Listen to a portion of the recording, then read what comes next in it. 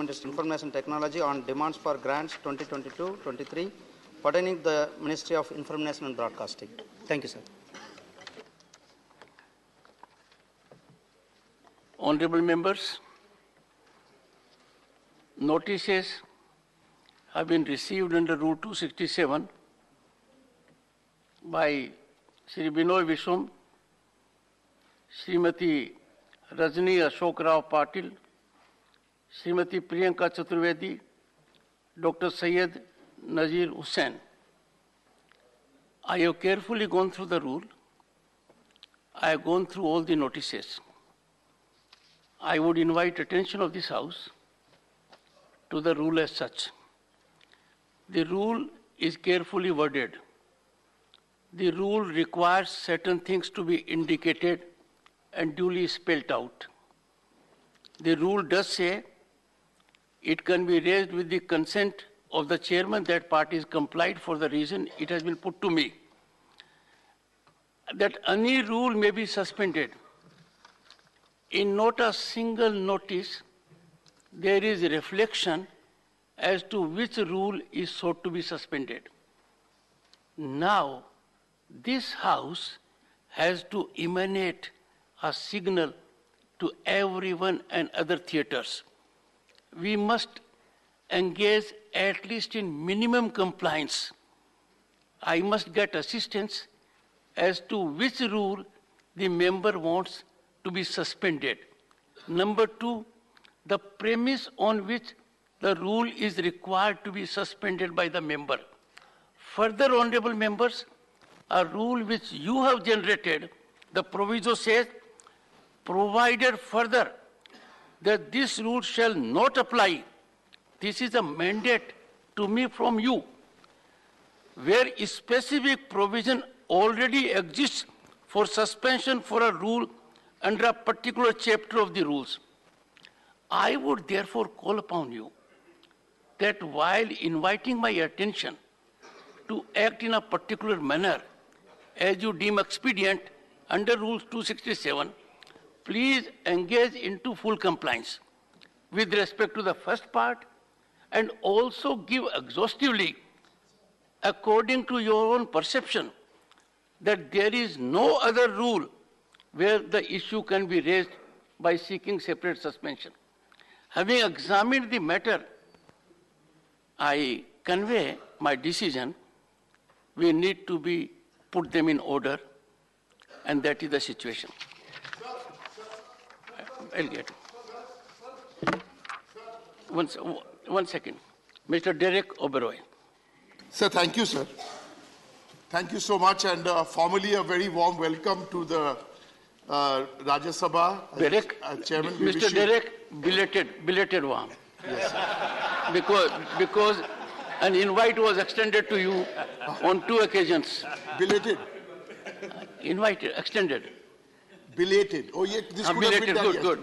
My colleague Shukhendu is far more qualified to welcome you because he knows he's had a long relationship. No, let me tell you, your Honorable Chief Minister was the first one to congratulate me. Right. So that's... But I am with respect to the leader of the party on the house, in the House. That's very good. That could be for other reasons. Sir, the leader of the House need to know that issue between me and him are privileged. Between me and Derek. Good. Oberoi. Come on, Derek. This is a good start. I mean, leave the politics out. This is a good start.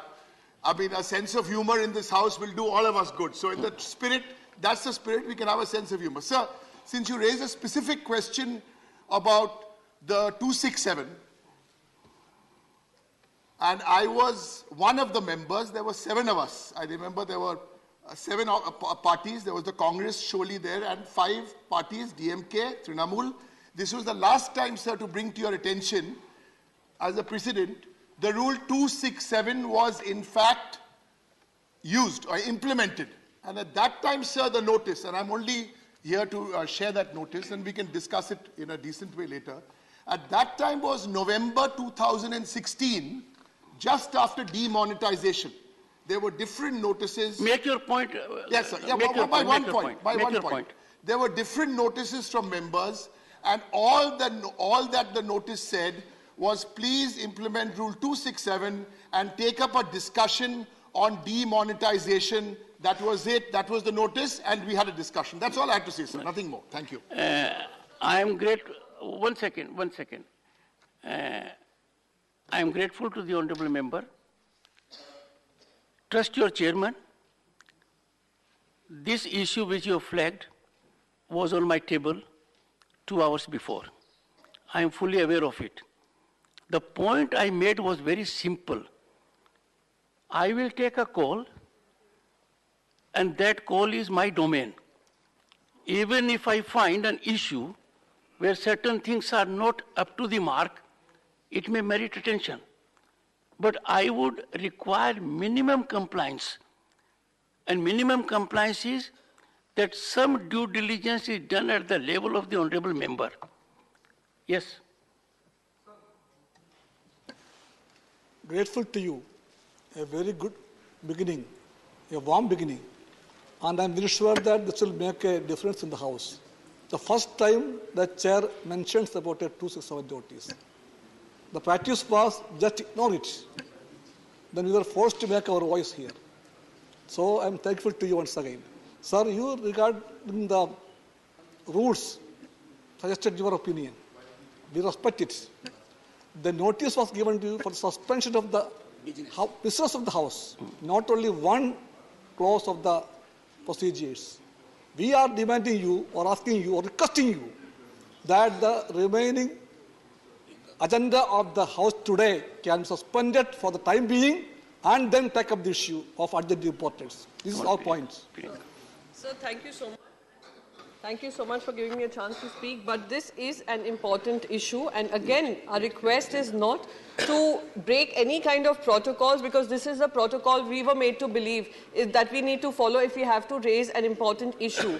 So my request would be, sir, and that is why I sent you this particular notice, that the border issue between Karnataka and Maharashtra is an important issue and needs to be discussed at the national level. So like I said, we are a council of states, we represent our states, Honorable member, let me indicate, let us be transparent.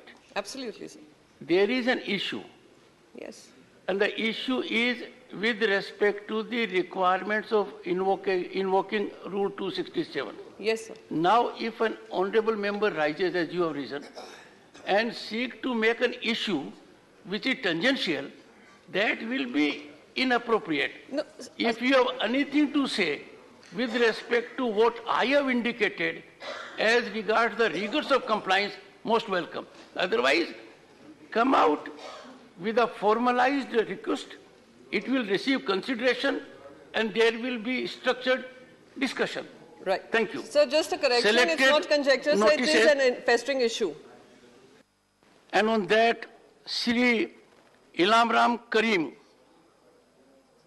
I am raising a burning issue related with the EPFO pension scheme. EPFO is still globally the largest social security organization, but the coverage of it is mostly limited to organized sector industrial workers only. That may constitute below 10% of the total workforce. The unorganized sector and informal sector workers are the major portion in our workforce. They are deprived in many cases. The demand for higher pension was raised by working workers, trade unions and pensioners organizations since several years.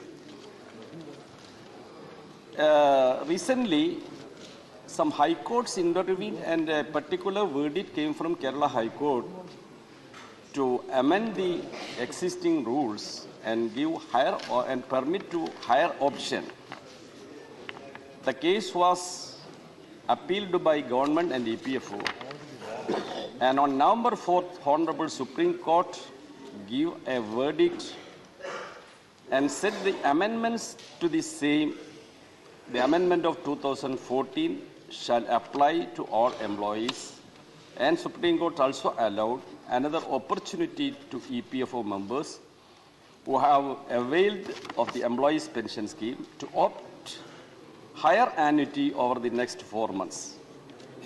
Employees who were existing EPS members, those who are contributing 8.33% of their actual salaries, as against 8.33% of the pensionable salary, capped to Rs 15,000 every month towards the pension.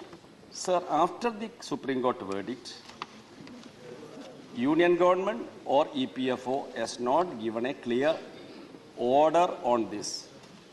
Because of that, Supreme Court verdict is not came to force. Still the pensioners are walking behind this Supreme Court order. Not only that, the burning issue is, after the decision of Government of India and EPFO, minimum pension raised to 1,000, fixing 1,000 minimum pension.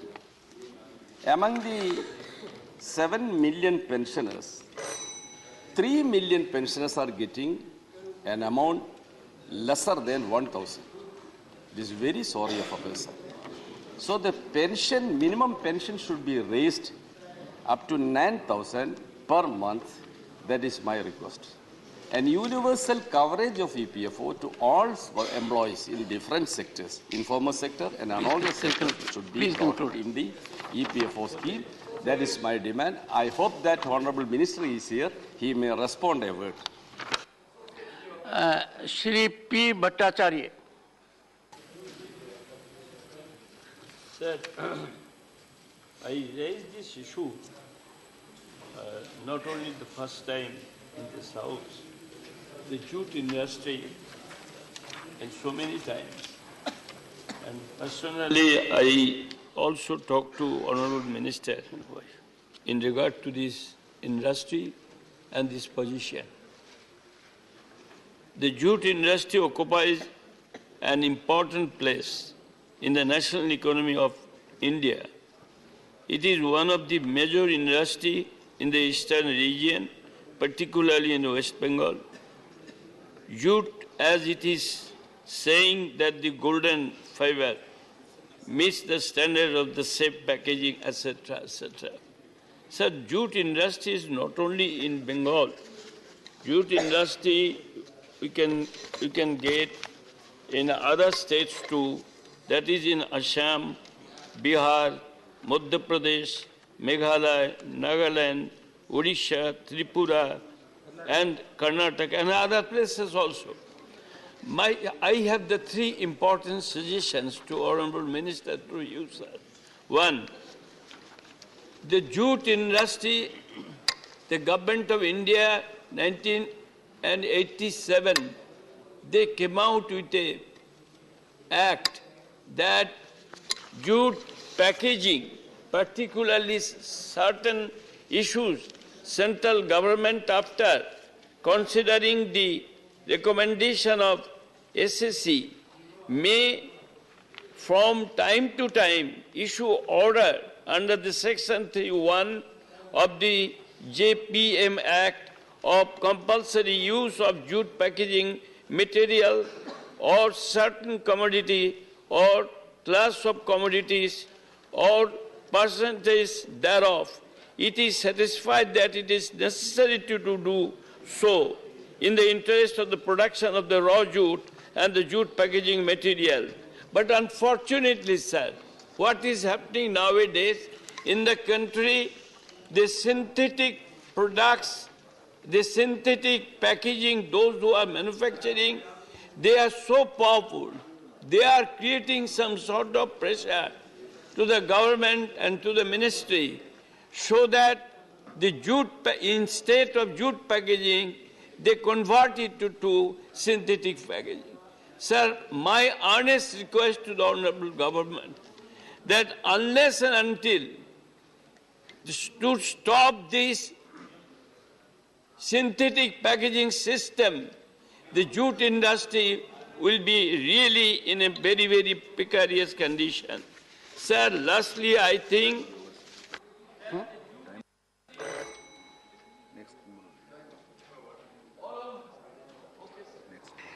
Honorable members, I have seen some hands being raised. a while ago, those of you who wish to associate with a particular member who has made reflection may send details to the table office. Shri KRN Rajesh Kumar.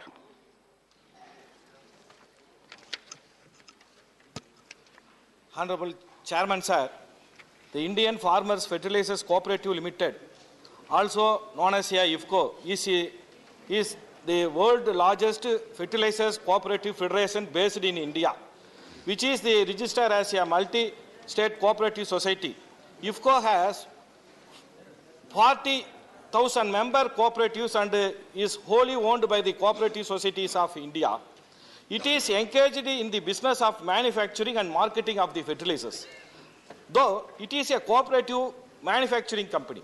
IFCO primarily focuses on fertilizers production in both dry and fluid forms. Nowadays, the IFCO manufacturing the nano urea also of the fertilizers of agriculture need. In the fact, IFCO mission is to enable Indian farmers to prosper through timely supply of the high quality fertilizers and services. Sir, earlier the IFCO was functioning under the administrative control of Ministry of Chemical and Fertilizers. Technically, IFCO should be functioning under the C&F Ministry due to it is a technical nature. That was the suitable ministry. But IFCO has been brought under the administrative control of Ministry of Cooperation, which is the irrational decision. The efficiency of the IFCO might get affected due to the fact that policy-making body will not have enough technical and commercial knowledge to coordinate the global in the field of chemicals and fertilizers, which is the prime focus of IFCO, who has the high expertise in this sector.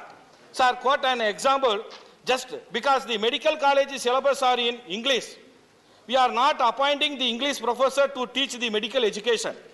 Or the law ministry is connecting all the bills for the ministry. Just because of this, all the department cannot brought under the law ministry. Therefore, I request the Honorable Minister, through this August House, to reallocate the fertilizers manufacturing company, IFCO, to the respective chemical and fertilizers ministry rationally. The consideration on basis of the future of the Indian farmers. Sir, in Ukraine issues, the C&F ministries is coordinate the demand of the fertilizers. Thank you, sir. Srimati J.B. Mathur Hisam. I'm deeply obliged by the opportunity. Thank you very much.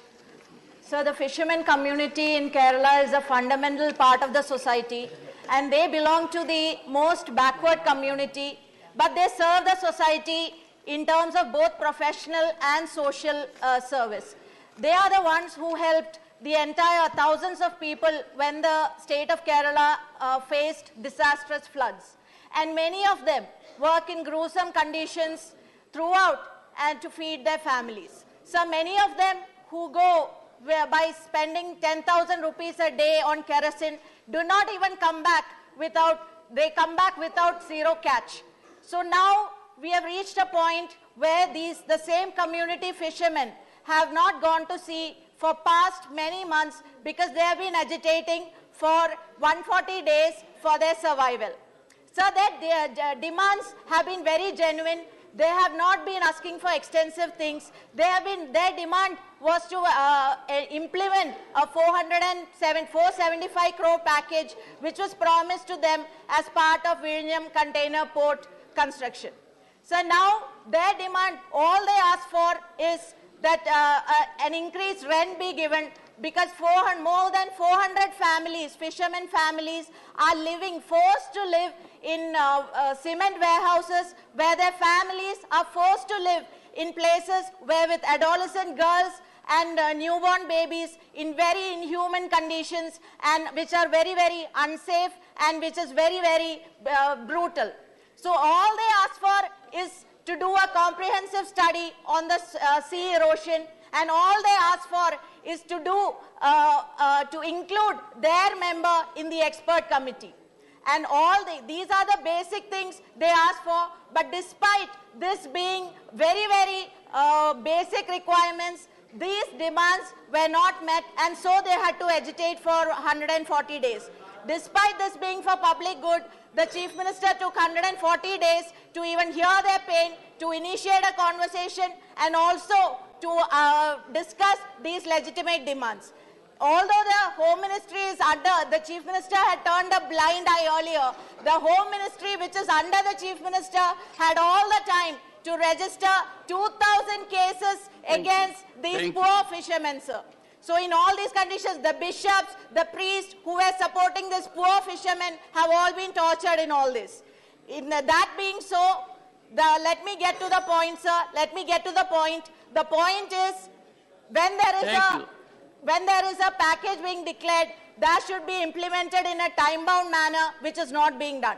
Now, the fishermen have called off their strike day before yesterday, but that is not because their demands are met, not because their demands are met, but because they are forced to, because loss of livelihood. So my request is Thank you, Honorable Member. Thank you. Siri. Okay. 30 seconds. Sir, conclusion. Sir, conclusion. Allow me to complete, sir. Allow me to complete, please. Complete, sir. The central government should intervene and provide and support the state government to implement the package and to ensure the rehabilitation of these fishermen are done, and to ensure the natural resources are protected and also maintain developmental goals. Thank you very much. Honorable members, I have a special weakness for this gender. We need to promote, but I expect very high standards also. Let us not claim indulgence where it is not due. Sri S. Selvagan Bathi. Honorable Chairman, sir, I would like to break the notice of this August House that the Union Territory of Puducherry has no public service commission like other states and UTs in our country. Public Service Commission, as like in other states, is to ensure the recruitment to various posts in Group A and Group B categories in government services will benefit the locals. There is a huge need of a separate public service commission, which is a major hindrance to the candidates belong to Union Territory of Puducherry in getting postings in Group A and Group B categories. Presently, Group A and Group B vacancies such as medical officers, specialists in Department of Health, professors in the Department of Higher and Technical Education, Agriculture and Veterinary College, even vice principal in government higher secondary schools are filled only through the Union Public Service Commission. Since the process of recruitment of candidates has been entrusted to the UPSC, the selection of candidate is done on all India basis.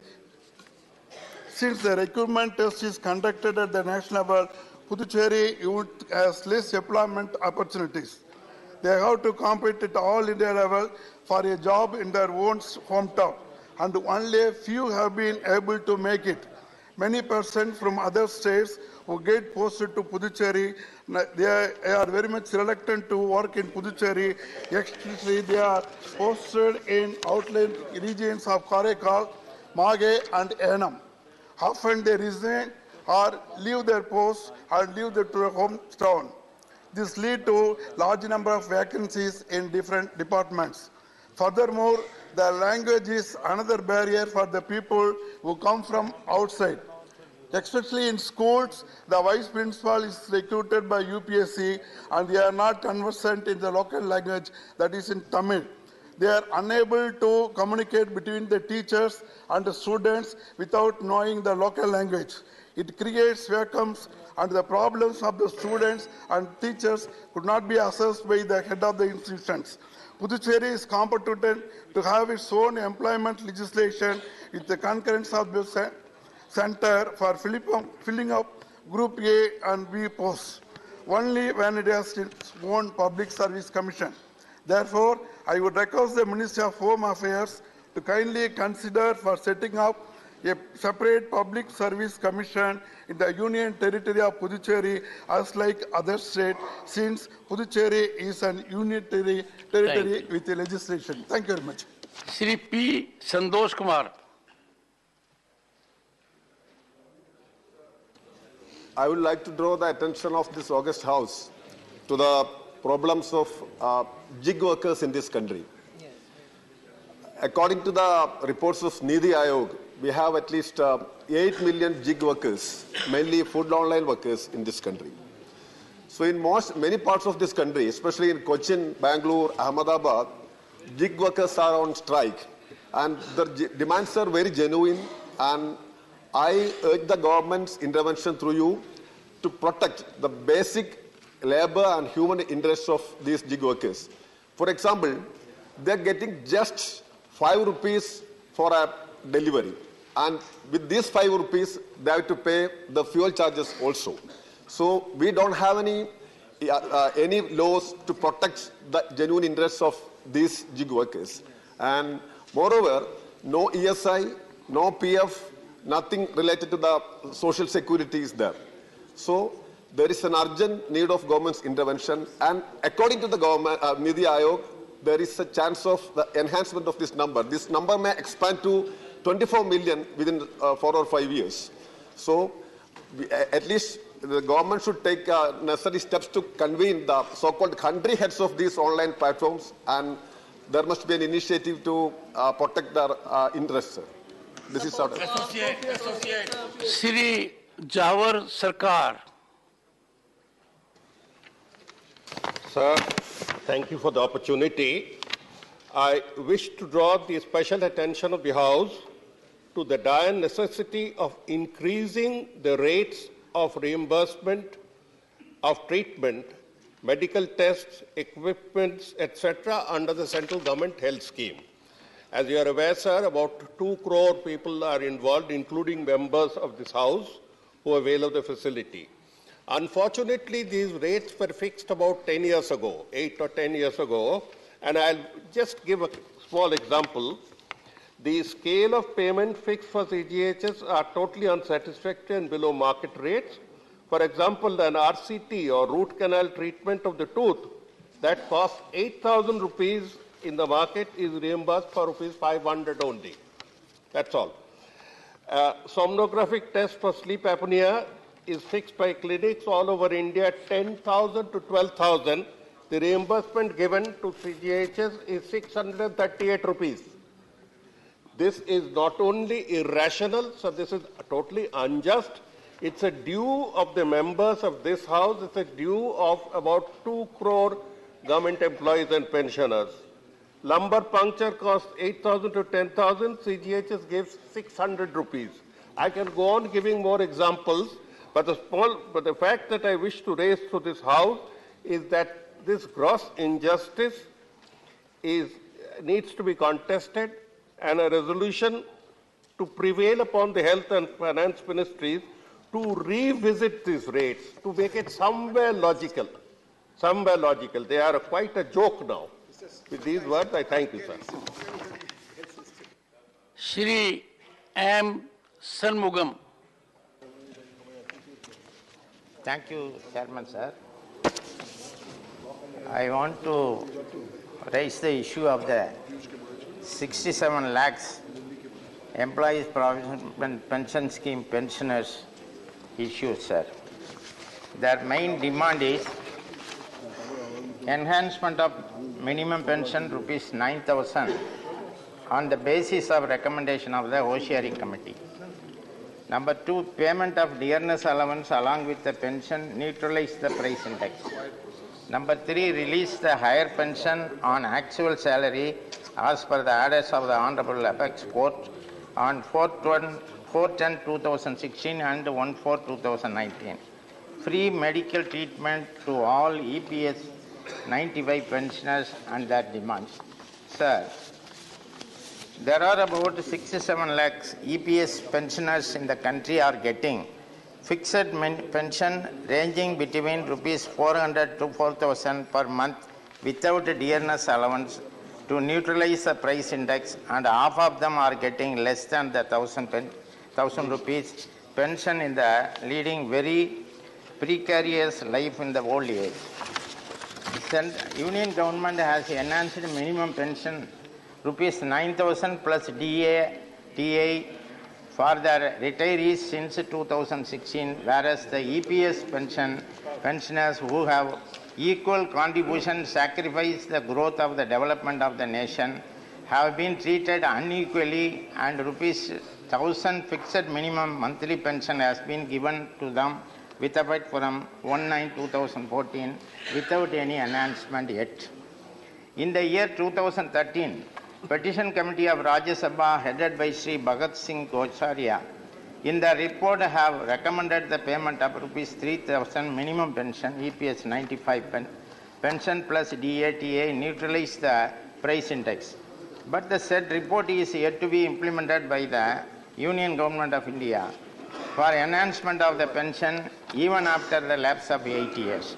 It is also pertinent to mention that as of now, there is a concluded judgment for payment of higher pension and actual salary in the light of the direction of the Honorable Apex Court.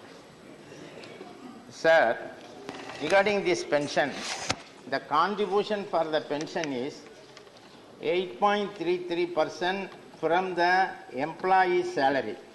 Only 1.16 only the government have to share for this.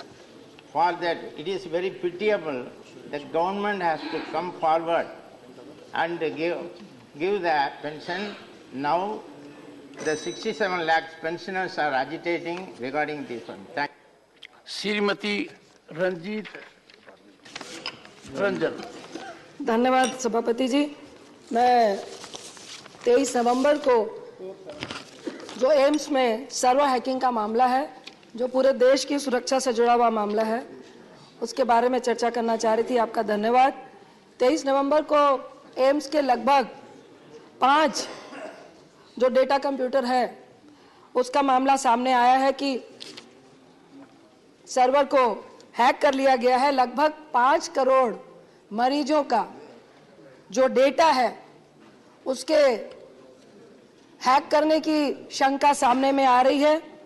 और सबसे अहम बात यह है कि उसमें जो AIIMS अस्पताल है, मामला इतना गंभीर है कि वहां पर सारे वीआईपीज भी, हमारे एक्स प्रधानमंत्री हों, पूर्व प्रधानमंत्री, मंत्री, कैबिनेट मंत्री और अभी हमारे प्रधानमंत्री का भी एक वार्ड होता है, स्पेशल बिल्डिंग होती है जिसमें उनके सारे मेडिकल डिटेल होते हैं, सारे मंत्रियों के मेडिकल डिटेल होते हैं, सारे पेशेंट के मेडिकल डिटेल्स होते हैं।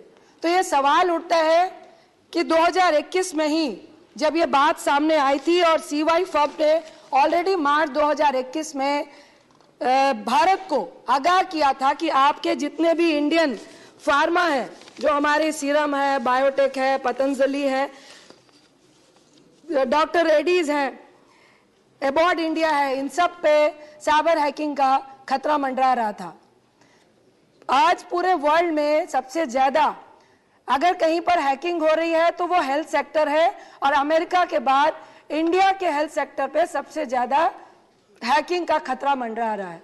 सभापति जी, आज जो एम्स में हुआ, क्या ये बात सच है कि अभी भी वहां पे जो काम हो रहे हैं वो मैनुअल हो रहे हैं?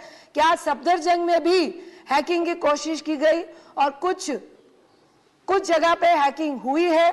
जो हमारा ई हॉस्पिटल नेटवर्क है वो भी हैक हुआ है, जो बहुत ही खतरनाक है। मेरे मन में कुछ सवाल है कि आखिर उनका मकसद क्या था?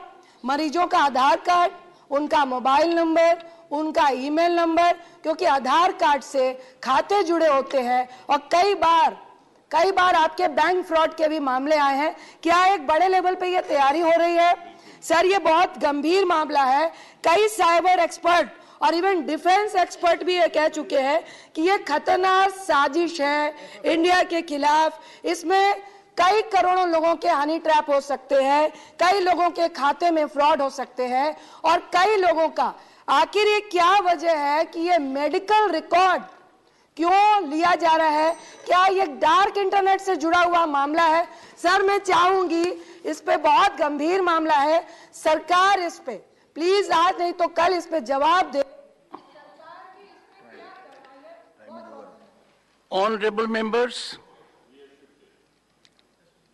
on my own behalf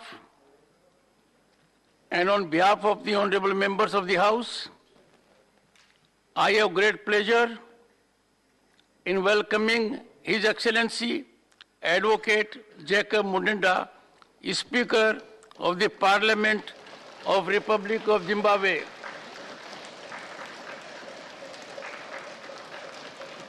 And members of the parliamentary delegation from Zimbabwe who are on a visit to India as our honored guests.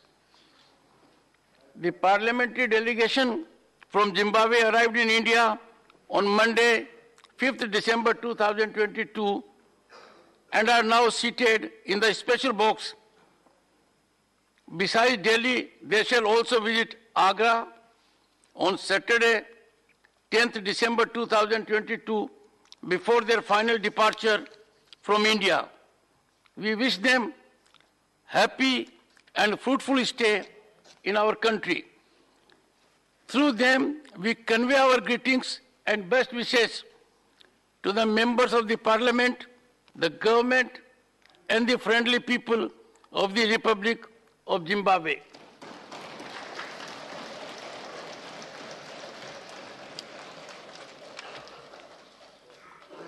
Shrimati Shanta Chhetri. धन्यवाद सर, मेरो आफ्नो मातृभाषामा बोल्ने मौका दिनुभएकोमा। र आज म विशेष गुरुत्वपूर्ण विषय लिएर म मेरो वक्तव्य राख्न चाहन्छु। र यसै वर्ष 2022 सालमा भारतका माननीय प्रधानमन्त्री नरेन्द्र मोदीज्यूको अध्यक्षतामा युनियन क्याबिनेटले 4 राज्यका अनेकौं जातिलाई संविधानको जनजाति लिस्टमा हाल्न स्वीकृति दियो। सर, फेरि पनि भारतीय गोर्खा बाहेक धेरै जातिलाई जनजातिको लिस्टमा राखिने कार्य हुँदैछ। सर, भारत देशमा भारतीय गोर्खा मात्र होला जसलाई भारतका माननीय प्रधानमन्त्री अनि गृह मन्त्री स्वयंले छुटेको गोर्खाहरूलाई जनजाति बनाउनमा ठोस पहल गर्ने बाचा गर्नु भएको थियो। र सर, तपाईको माध्यमबाट म के भन्न चाहन्छु भन्दाखेरि केन्द्र सरकारले जनजातिको निम्ति 3 पल्ट कमिटी त बनाए, तर यी भारतीय गोर्खाहरूलाई आँखा छल्ने काम मात्र प्राप्त केही भएन। र जब पनि जनजातिको प्रश्न सोधिन्छ, आरजीआईबाट राज्यबाट दस्तावेज आउनुपर्छ भन्छ, तब 3 वटा कमिटी त्यस समय किन गठन गरियो? मेरो प्रश्न छ।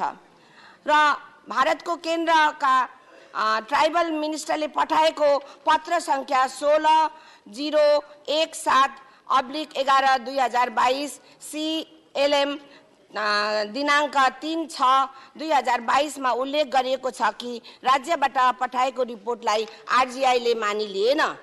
र यसकारणले म भन्न चाहन्छु, आरजीआईले अहिलेसम्म यी 11 जात गोष्ठीलाई जनजाति बनाउन हेतु के कस्तो दस्तावेज संकलन गरेको छ, तथा राज्यले पठाएको दस्तावेजलाई पनि सदनमा पेश गरायोस्, जसले गर्दा केन्द्र सरकारलाई यी जातिलाई जनजाति घोषित गर्न सहयोग मिल्नेछ। म आशा राख्छु चाँडै भन्दा पनि चाँडै यस विषयलाई तपाईहरुले ध्यान आकर्षण गरेर अनि यसको निर्णय लिनुहुन्छ भन्ने म आशा राख्दै मेरो वक्तव्य शेष गर्न चाहन्छु। धन्यवाद। श्री वीरेंद्र प्रसाद Baishya.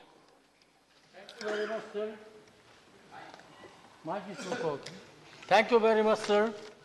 I standing here today to pay our great homage to the great leader, great army chief, Mahavir Lasit Borphukan.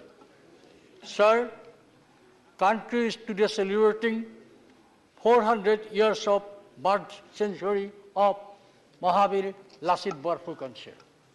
I'm going to speaking about the 17th centuries of our country, sir. In 17th centuries, many parts of India was ruled by the Mughal. And Mughal empire was led by, at that time, Aurangzeb. And according to history, history recognized Aurangzeb very highly, strong leader, powerful leader, and under his leadership, Mughal occupied almost every part of the India, sir. But in the 17th century, Assam was ruled by Sir Ahom Kingdom Chakradhar Singha. And Chakradhar Singha appointed Mahabir Lasit Barphukon is the army chief of Ahom Kingdom, sir. In the 17th century, sir, under the leadership of Ram Singh, great soldier, great Senapati, under the leadership of Ram Singh, Aurangzeb sent a huge army force to capture Assam, to capture Guwahati.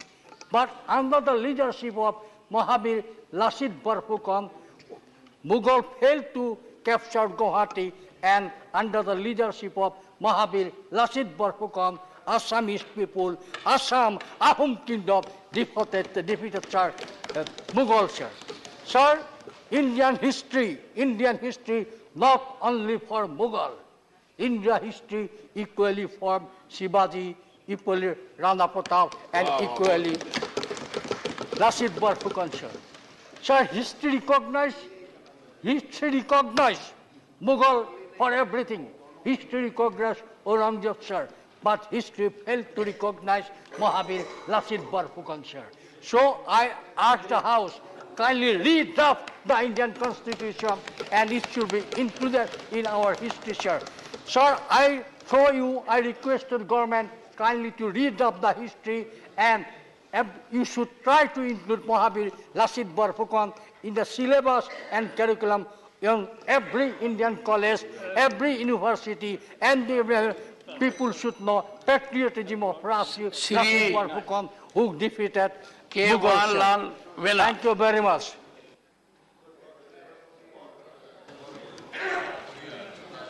Thank you, Honorable Chairman. Today, I would like to mention the problem faced by some farmers in the northeastern state. I hope you may be aware that Areca plantation is one of the biggest occupations of the northeastern states since many years ago, especially following the instruction given by the Ministry of Home Affairs, Government of India. This means that the instruction given by the Union government is a great loss for the tribal people living in the northeast. In the meantime, dry areca of Southeast Asian products entered India through Myanmar in a bulk quantity, as report received from officials that the Union government is trying to stop the incoming of foreign dry areca products. Honorable Chairman, I highly appreciate that this foreign areca production smuggling must be stopped from entering our country. So I kindly request the Union government not to confuse our own areca product and foreign dry areca product. It is different thing. Foreign areca product is in the form of dry, but our own native products in the form of fresh one. We cannot confuse them. So there is no reason to stop the sales and stage the native areca product anywhere within Indian Union unless we are treating the northeastern India as a foreign country. Let the smuggling of foreign areca be stopped. In the meantime, let the native areca production be free. Thank you so much, sir. Shri Sant Balbir Singh.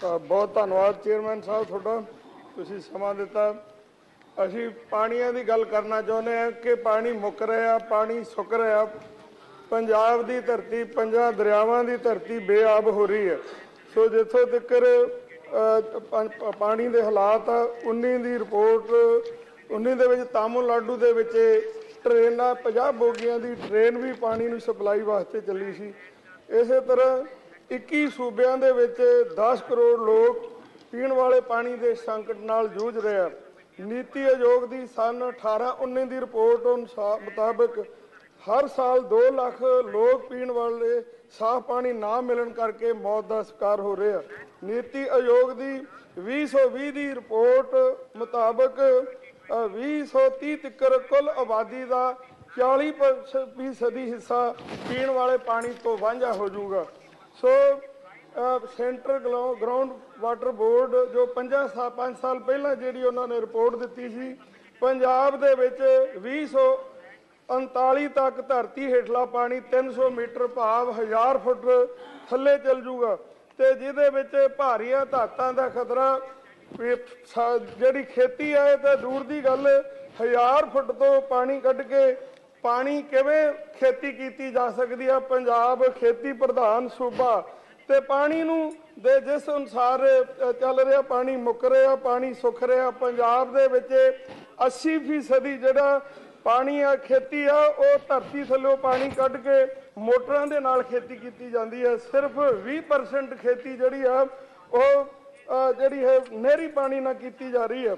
NITI Aayog की report अनुसार पंजाब दे 133 ब्लाकां दे विचों 109 block dark zone दे विच आ गया भाव उत्थे पानी जिहड़ा है पहुंच तो दूर हो गया। सो असीं आप जी दा ध्यान विच लियाउणा चाहुंदे आ कि साडे वड्डे वडेरिਆਂ ने पानी दे भंडार संभाल के रखे अज पानी मुक रहा। गुरु नानक पातशाह ने अपनी बाणी दे विच पवन गुरु पानी पिता माता धरत महत पहला पानी जियो है जित हरिया सब कोई जीवन का आधार जेकर पानी ना बचिया तो फिर वेखो पंजाब ने पूरे भारत का अनाज का ढिड भरिया अज पानी मुक रहा पानी सुक रहा। असीं बेनती करांगे कि पानियां नूं बचाउण वास्ते उत्थे पंजाब सरकार की किसानों की मदद की जाए ताकि जिहड़ी हैगी आ पंजाब हसदा वसदा रह सके। थैंक यू धन्यवाद। Shri Vaiko. Thank you very much, Mr. Chairman, sir. I would like to draw the attention of the House to you to a serious problem faced by the fishermen of Tamil Nadu. Apart from the fishermen of Sri Lanka, what they are facing there here from Tamil Nadu, for the past 45 years, more than 800 fishermen have been killed by the Sri Lankan Navy. Repeatedly they came, it is continuously attacking our Tamil fishermen. So many were dead and thousands of fishermen were brutally attacked and their boats and fishing trawlers were damaged and fishing nets destroyed. They have not given any compensation to the next of kin of fishermen who were shot dead. Recently they have started capturing the boats and put them onto auction. Unfortunately, it has become a serious story and demonstrations and agitations are going continuously, peacefully by the Tamil Nadu fishermen. There have been several incidents of Sri Lankan Navy personnel even firing at Indian fishermen in the Pak Strait and seizing their boats, damaging their boats and high-handedness by the Sri Lankan forces.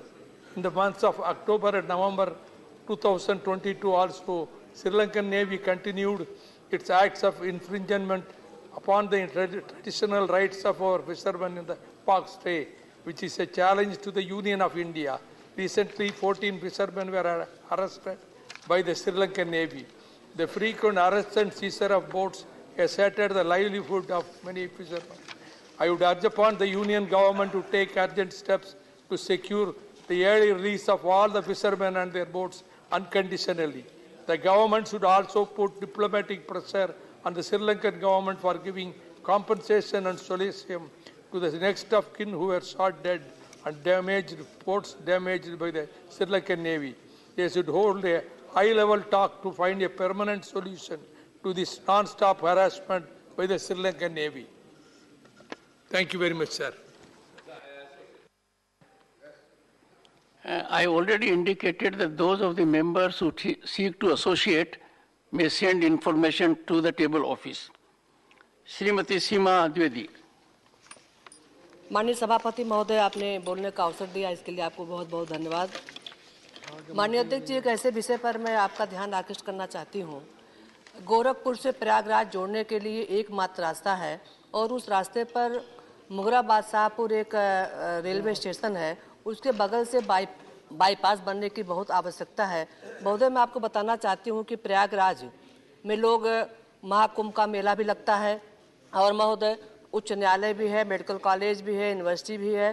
तमाम लोग दवाइयों के लिए, पढ़ाइयों के लिए और गंगा जी में स्नान करने के लिए तमाम लोग जाते रहते हैं, लेकिन महोदय इतना भयंकर वहाँ पर जाम लगता है, कम से कम 1.5 घंटे जाम लगने के कारण मुगराबाद शाहपुर हमारी नगर पालिका भी है और बहुत सारे वहाँ पर व्यापारी हैं, जिसको देखते हुए महोदय बहुत ही कष्ट का अनुभव करना पड़ता है। मैं इस विषय को कई बार सदन में उठा चुकी हूँ, लेकिन पता नहीं क्या कारण है कि ये बाईपास नहीं बन पा रहा है। मेरा आपसे अनुरोध है कि प्रत्येक दशा में अगली बार जब हमारा सत्र आए तो हम ये कह सकें कि वहाँ पर हमारा काम प्रारंभ हो गया है। ये माननीय बहुत ही जनहित का मामला है और बहुत सैकड़े लोगों का वहाँ पर आना जाना रहता है। अभी कुंभ का मेला लगेगा, लोग कहाँ कहाँ से पतित पावनी गंगा में जाएंगे स्नान करने के लिए। मुझे मैं आपसे अनुरोध करती हूँ कि सरकार का ध्यान इस पर आकृष्ट करके प्रत्येक दशा पर वहाँ पर बाईपास का काम प्रारंभ हो जाए। आपने महोदय मुझे बोलने का अवसर दिया, आपको बहुत बहुत धन्यवाद। Doctor Shantanu Sen.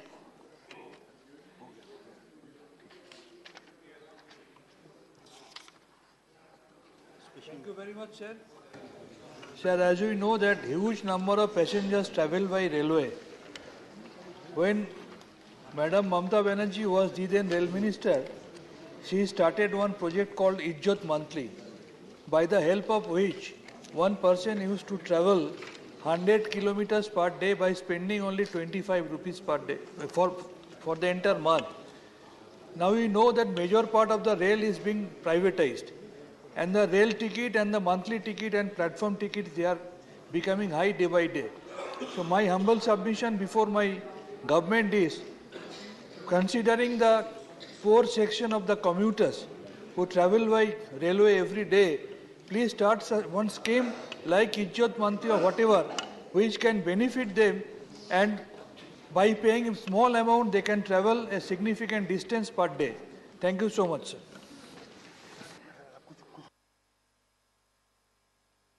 Honorable members, our question hour is very important. Question hour gives an opportunity to enforce accountability. And it is most productive where more questions are traversed. And that happens when there is pointed response and pointed supplementaries. I'm sure we'll bear that in mind. Question hour, question number 16, Shri A.A. Rahim.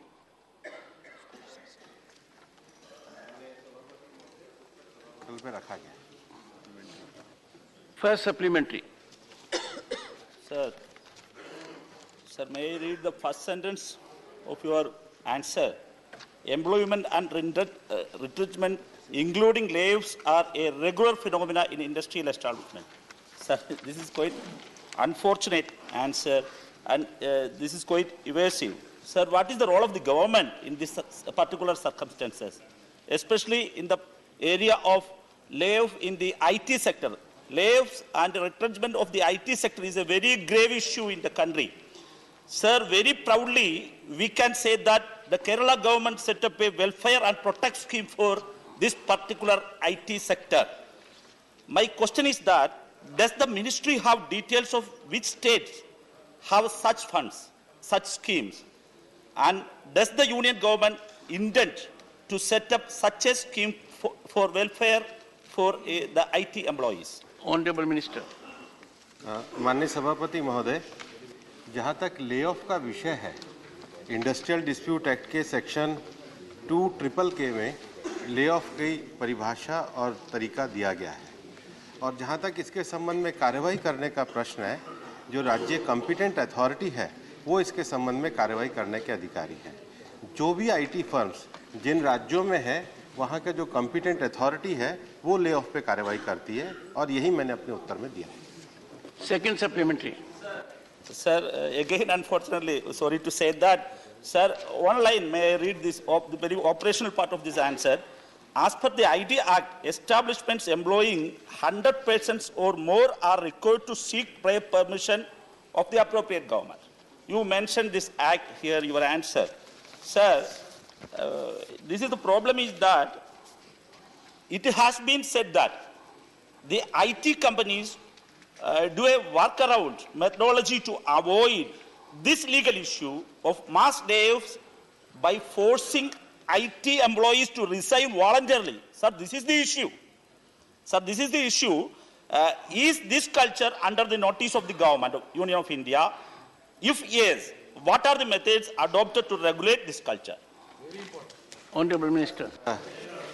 माननीय सदस्य ने जो प्रश्न पूछा है, एक शिकायत nascent information technology employees senate की तरफ से 19/11/2022 को मंत्रालय को प्राप्त हुई थी और मंत्रालय ने भी बेंगलोर के field officer chief labour commissioner के माध्यम से जो संबंधित कंपनी है उनको नोटिस भेजा था।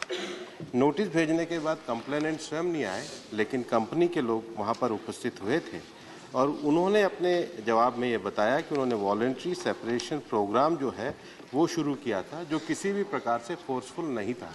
वो कर्मचारियों को स्वेच्छा से वो अपना स्वेच्छा से अगर वो छोड़ना चाहे तो वही प्रोग्राम था और वो भी केवल 30/11/2022 तक था। मामले का पूरा संज्ञान लिया गया है, किसी भी प्रकार से कोई फोर्सफुल ले ऑफ नहीं था। Dola Sen. Thank you, Chairman, sir, for giving me the permission. My supplementary question ये है कि हम आपके माध्यम से मिनिस्टर साहब से जानना चाहते हैं कि जो सेंट्रल गवर्नमेंट कंसर्न में डिसइन्वेस्टमेंट कॉर्पोरेटाइजेशन हो रहा है, ordnance factory board, BSNL etcetera, उसकी वर्कर्स को जब जो UPSC एग्जाम के बाद जॉब मिला उसको भी कंपल्शन होना पड़ रहा कि ट्रांसफर होने का और VRS लेने का, तो वो तो वर्चुअली रिट्रेंचमेंट और ले ऑफ की तरह ही हो रहा है। तो उसके बारे में कैसे, how the minister will justify that no retrenchment and layoff in the central government employees, and moreover work विषय जो में जो काम करते हैं वो वर्कर के लिए भी रिसेंट ले ऑफ के बारे में मिनिस्टर साहब क्या बताएंगे और सरकार ये अदर कंट्री में जो एम्प्लॉय काम करते इसके ऊपर क्या साजिश लेंगे? Honourable minister. माननीय सभापति महोदय, इंडस्ट्रियल डिस्प्यूट एक्ट के सेक्शन 2KK में ले ऑफ और 200 में रिट्रेचमेंट की पूरी परिभाषा तय की गई है। अगर कोई भी संस्थान में माननीय सदस्य के संबंध में कोई ऐसी सूचना है जो उनके पास है और कहीं पर कानून का पालन नहीं करेंगे तो वो निश्चित रूप से हमारे संज्ञान में लाएंगे, तो कार्रवाई करेंगे। Shri S. Selva गनाबी।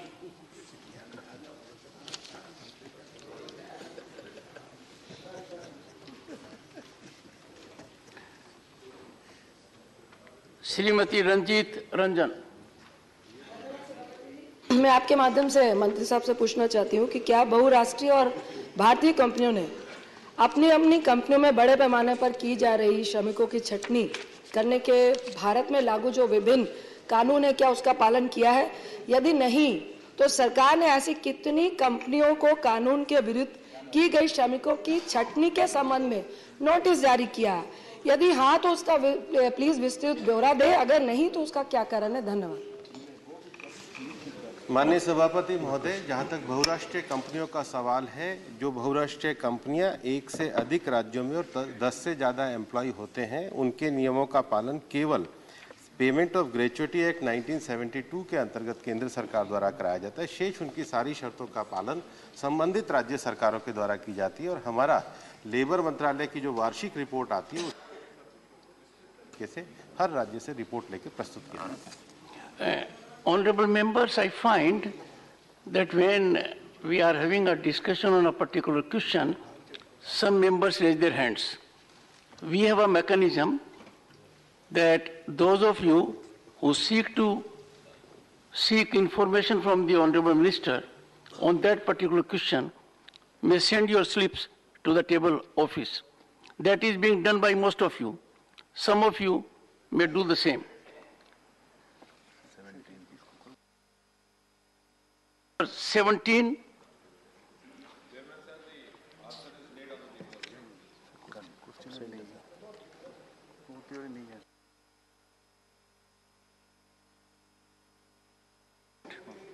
So what do we do? Honorable Minister. Chairman, sir. Sri Sasmit Patra.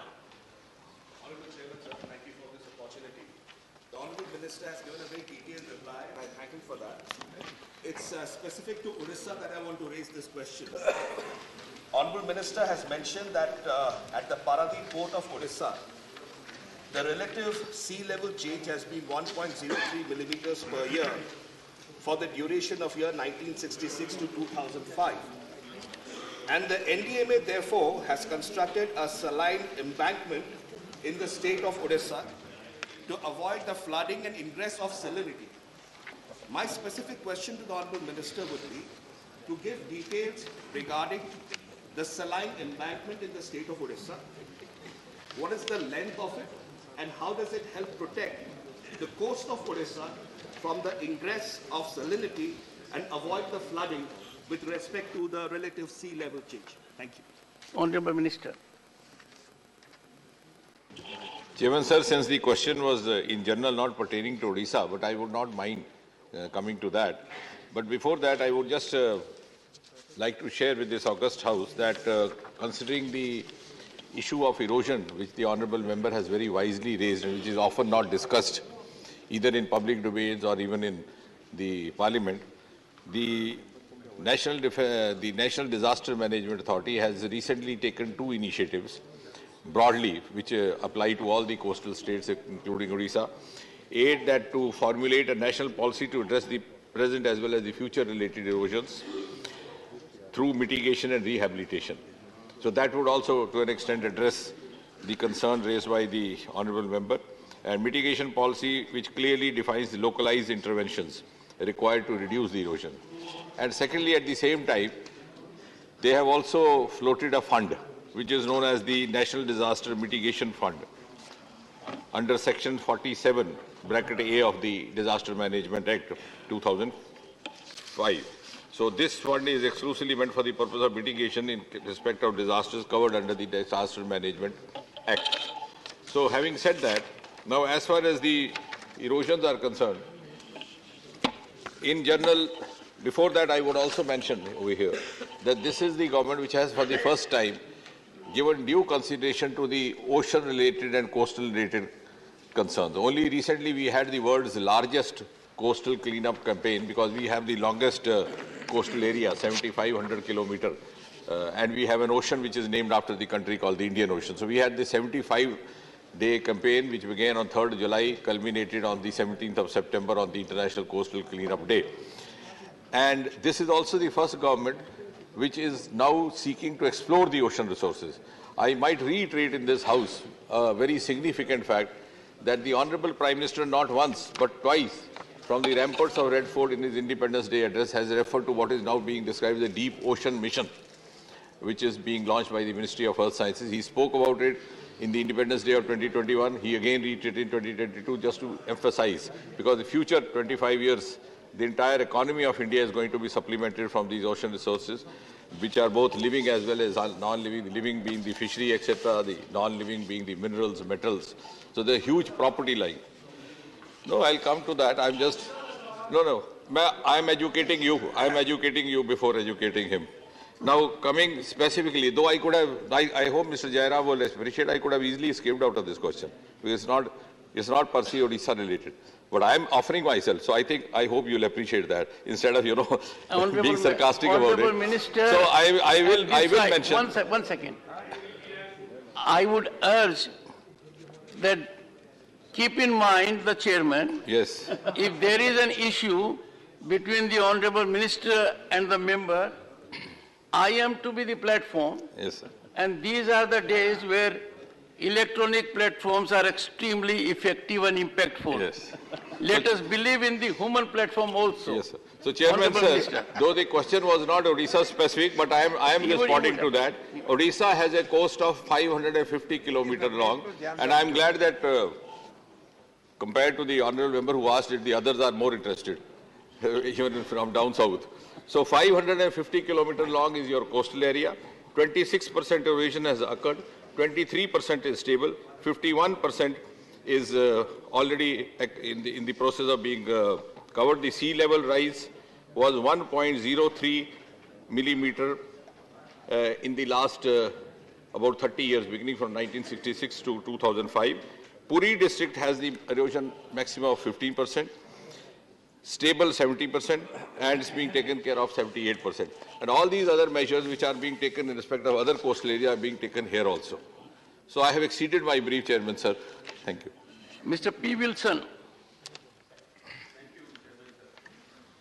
Sir, both in Chennai as well as Karaikal, the Indian Meteorological Department is utilizing worn-out equipments, and even I would say it's outdated equipments, which is wrongly recording the weather conditions.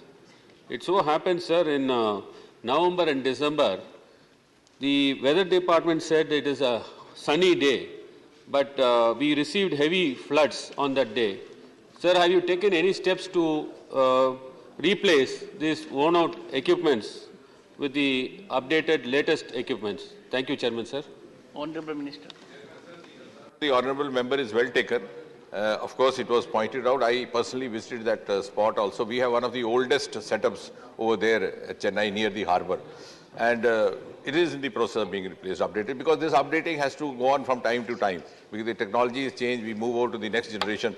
Like now we don't no longer use lighthouses. We have one of the finest lighthouse for ship movement in Chennai, which is no longer now because we have other means. So similarly, it is in the process. Sri John Britas. Thank you, Chairman. Sir, when we lose 1 inch of land at the border, at LC or LOC, these are headlines. But we lose hectares of land at the coastline. For example, in Kerala, during the last 1 decade, as per the study by the Kerala University, more than 700 acres of land has been lost to the sea. And 41% of the coastline of Kerala is vulnerable. I would like to know from the Minister, does the Centre has a specific plan to ensure that our precious land is not lost and the lives and livelihood of the people are not affected? Thank you, sir. Yeah, Chairman, sir, the member's concern is well taken. There are certain specific issues related to Kerala. One of them, what is popularly described in Malayalam language is Kalla Kadal, if I pronounce that rightly, is they have these swell waves happening almost every year. Kalla Kadal, is it? No. Or what is, how do you use? I wrote it in English. Okay. So Mr. Muralidharan should teach you some Malayalam. Okay. So thanks for correcting me. So what I am saying is that it's happening almost every year, and the institute related there, the Information Ocean Institute in in Chennai, has now developed pre-warning devices for that, and is also taking steps to develop some remedial measures. Because I agree with him that this part of the coast is a little more vulnerable for its own reasons. Question number 18, Sri Sujit Kumar.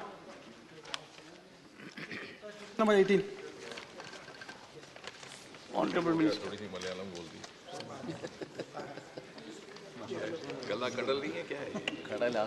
Statements laid on the table. Supplementary one. Sir, in our country we have something called the Antiquities and the Art Treasures Act of 1972, wherein there is a penalty of up to 3 years for anyone trying to export any antiquity or art treasure. Sir, in my view, this is pretty inadequate because these antiquities and treasures of ours are priceless. So, sir, will the government consider amending this act to increase the penalty provision and make it very stringent so that instead of 3 years, we can enhance it up to 10 years of penalty, which will deter the antisocial elements and the criminal elements who are stealing and exporting these antiquities of ours to other countries? Honorable Minister. Already being worked at, and we'll inform the member also. The work is in progress on this ground. We are already working on the amendments to this act. Second supplementary. As per the government reports, there are close to 400,000 heritage structures and ancient temples in our country. and 22,000 of these are in the state of Orissa. Now, sir, I would like to know from the Honorable Minister whether there is any proposal to formulate a national heritage protection policy, because we do not have any such policy as on date, and whether the government will consider creating a database to, sir, document all these ancient treasures of ours, and we can use modern technologies like blockchain to do so. Thank you very much, sir. Honorable Chairman, sir, this is under national mission for tabulating all these acts and artifacts is already a work in progress. The work is being undertaken, and that's how these antiquities have already been listed. And members, right, it is more than 3 lakh, close to 4 lakh pieces and above, which have been documented in particular state, and overall 8 lakhs and above. So far as data management and blockchain technology, etc., is concerned, that work is also being undertaken, and for other aspects as well, we are in touch with IIT Delhi, and that project is being worked at. Shri N.R. Ilango. Honorable Chairman, sir. Sir, the copper plates of Rajendra Chola, which mentions about the grant given to Buddhism by his father, Rajaraja Chola, those copper plates are now in Leiden Museum. They are now called as Leiden plates. Similarly, copper plates of the Pandya kings, which are called as Velvikudi plates, are in London Museum. Will the minister please to state what are the steps taken by this ministry to bring back those copper plates to India, and what is the progress on it? Thank you. Honorable Chairman, sir, we have been in touch through the MEA with these governments, and we are constantly working to retrieve them and bring them back. And that is again a constant process which our ministry is working at, and both ministries are coordinating, because as a policy post UNESCO convention, these have been acted upon, and post 2014, 229 artifacts have been brought back by the country. Earlier, before this period, from 47 till 2014, only 11 artifacts were brought back. So it's only a matter of record that this is how government's operating right now. Shri Rakesh Sinha. मैं मंत्री जी से जानना चाहता हूं कि दुनिया के 81 देशों में हमारे एंटिक्विटीज पड़े हुए हैं। क्या भारत सरकार कोई इस तरह का सर्वे कराएगी कि इनकी संख्या क्या है, और किस किस समय ये एंटिक्विटीज गए हैं, और इनमें से कितने को वापस लाने के लिए कोई संधि हो, या हम दूसरे रास्ते से उसे अपने देश में वापस लाएं? धन्यवाद। ऑनरेबल चेयरमैन साहब, इसके ऊपर यूनेस्को की कन्वेंशन है और उसके कई आर्टिकल्स हैं। उन आर्टिकल्स के मुताबिक जिन भी देशों ने उस पर संधि पर हस्ताक्षर किए हैं, वो ड्यूटी बाउंड है रिट्रीव करने के लिए, और लगातार भारत सरकार इस काम में जुटी हुई है। अगर ऐसा नहीं होता तो 2014 से अब तक 229 के आसपास जो आर्टिफैक्ट्स आए हैं, 223, वो सबसे अधिक 14 के बाद अब तक आए हैं, और उससे पहले केवल 11 लौटे हैं। इसमें जो सबसे बड़ी दिक्कत है वो ये है कि ASI जो आर्कियोलॉजिकल सर्वे ऑफ इंडिया है, अगर वहाँ से कोई आर्टिफैक्ट जाता है तो उसकी FIR आदि होती है, जिसका हमारे पास डॉक्यूमेंट डॉजियर होता है।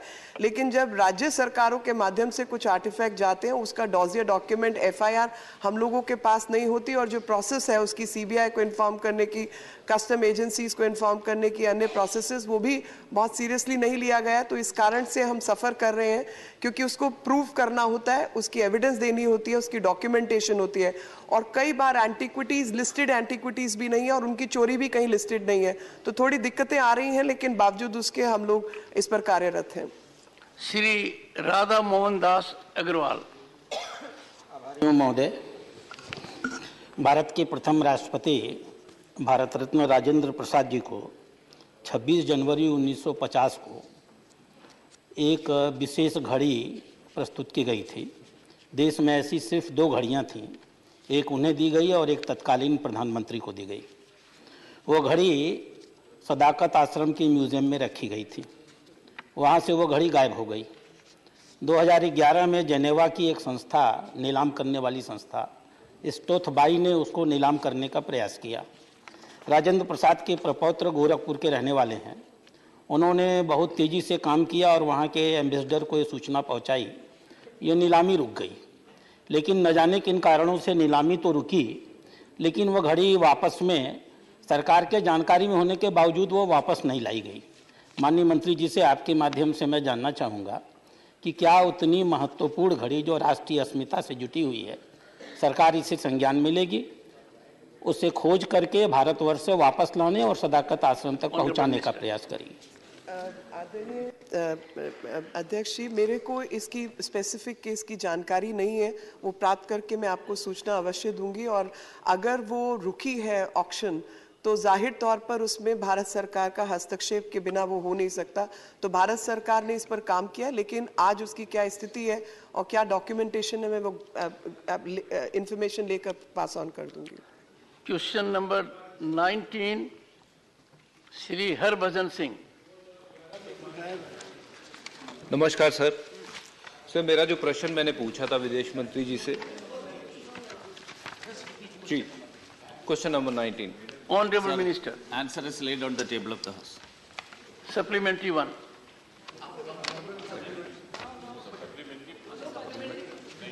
Sir, I'm quite satisfied with the answer. Right.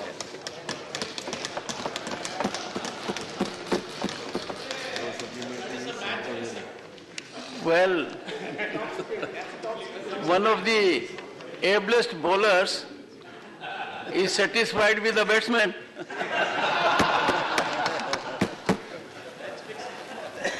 Shri M. Thambidrai. Thank you, Chairman, sir. Sir, you can be umpire. Because when batsman and bowler have settled the issue. Sir, the minister replied in that he stated that Immigration Act 1983, only those recruiting agents that are registered with the Ministry of External Affairs are permitted to recruit Indian citizens for overseas employment. And also he has said, it has been noticed that several travel agents with a license from state government are also conducting the business of manpower recruiting for overseas, which is illegal. Sir, when he said like that, we have come across so many problems in the country, especially in Tamil Nadu. Recently, we have seen some kind of problem, recruited and taken to Thailand, then come to Burma, and suffered a lot. And we requested central government at that time to help us to bring that labor from that side. Whether I want to know from the minister, sir, when there is the employment exchange, yes, officers are there, why can't you allow those agencies to recruit instead of private agencies, Honorable whether Minister. registering or not, whether... Honorable Minister. Commission, I would like to inform the honourable member that before I come to the specific issue of the those who have been taken to Thailand from Tamil Nadu as well as from other states, I would like to inform the House that we have a very large migrant population. We have a diaspora of 32 million. And during the last 8 years, the government has been making all efforts to see that and to facilitate the overseas, those who are desirous of taking up overseas employment. They are facilitated. The passport services have gone up by 500% during the last 8.5 years, from 110 officers to more than 500 officers, where the processing of passport services are being done. On the specific case of the issue of illegal recruiting agencies, sir, I would like to submit through you that even though the recruiting agencies have to be registered with the Ministry of External Affairs, any illegal recruiting agency or any agency who is involved in recruiting people, that comes under the law and order, which is under the domain of the state government. So, on behalf of the MEA, on the part of MEA, we inform the state governments to take due prosecutional efforts as activities, and during the last few years, we have such more than 2,000 cases which have been brought to the notice of the state governments. And I would also like to mention that the state governments should be more proactive in taking up those cases to a logical end. Coming to the issue of the people who have been taken to Thailand, we are aware that 114 persons from Tamil Nadu were taken, but most of those cases were recruited through social media, not through any recruiting agency. But in spite of that, the government of India and through our embassy there, with the cooperation of the Thailand as well as Burmese authorities, we have been able to bring back more than 250 people who were taken illegally back to India. Srimati Fozia Khan. Thank you, sir. Sir, through you, I would like to ask the Honorable Minister that there's an Urdu daily called Siyasat. It has reported that about 4,000 Indians are languishing in the prisons of Gulf countries, with Saudi Arabia being the highest number, mostly because of the crimes committed under the kafala system. So, what measures can the government take to bring these people back, along with regulating the travel agencies to facilitate such immigration in the first place, sir? I would also like to ask the Minister whether the government might think about trackable passports by installing microchips in the Indian passports with the use of emerging technologies to stop illegal immigration of Indians traveling across borders. Yes, like we did in 2,000 rupees. Sir, regarding the honorable members' question regarding Indians in the jails abroad, through you, I would like to inform the honorable member that government is making all efforts for a safe and secure return of every Indian who is in any problem abroad. And those who are in the legal process, we need to pursue the legal process, and our missions have been helping our Indian diaspora, members of the Indian diaspora who are in jails, who are facing difficulties, including providing legal aid to them. So all efforts are being undertaken for their release through the legal means that is there in that country. Shri Imran Pratapgadi.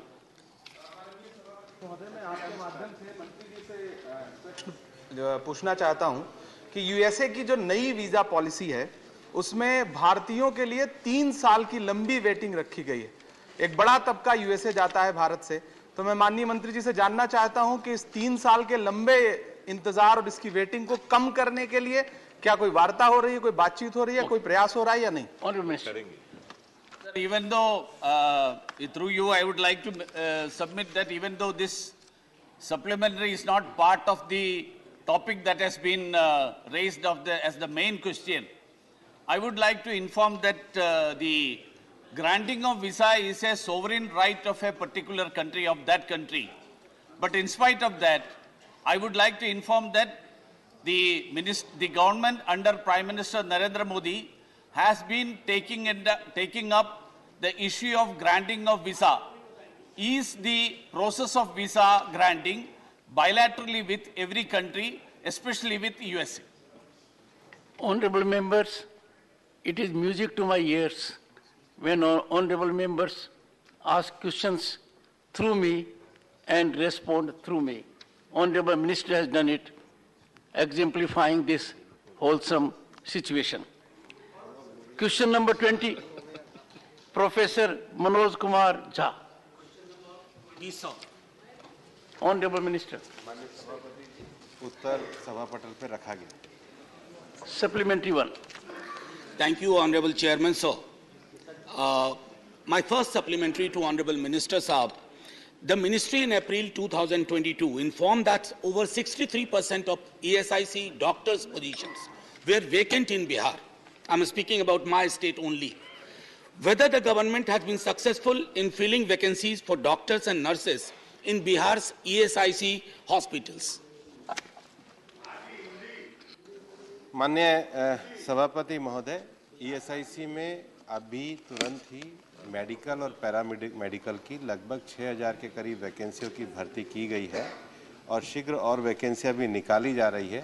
जिन अस्पतालों में doctors की स्थायी उपलब्धता नहीं है, वहाँ contract के आधार पर किया गया है। बिहार में विशेष रूप से बेहिटा में हम लोगों ने बड़ा मेडिकल कॉलेज खोला है, जिसके लिए आईपी के साथ साथ बेहिटा में जो पटना के पास है, अन्य जो लोग हैं उस आसपास के लोगों को भी हमने उसका लाभ दिया है। लगभग 1.5 लाख के करीब उसमें लोगों की ओपीडी की अभी सुविधा दी गई है। ये इस बात को दर्शाता है कि हमारे पास पर्याप्त रूप में चिकित्सक उपलब्ध है। सप्लीमेंट्री 2। माननीय सभापति महोदय, उत्तर से तो संतुष्ट नहीं हूं, लेकिन भाव से संतुष्ट होना पड़ेगा।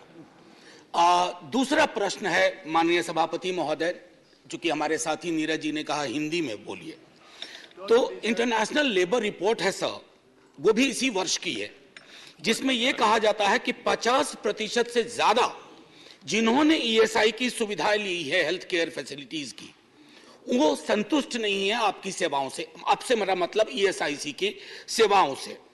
क्या सरकार ने इसके लिए कोई फीडबैक मैकेनिज्म इवॉल्व किया है, या कारण तलाशे हैं, या कोई एक प्राइमरी सर्वे किया है, जिससे कि आगे ये प्रतिशत 50 से कम 5 पर पहुंचे?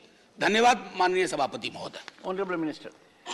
माननीय सभापति महोदय, मेरे को जानकारी नहीं है कि हमारे माननीय सदस्य किस रिपोर्ट का हवाला दे रहे हैं।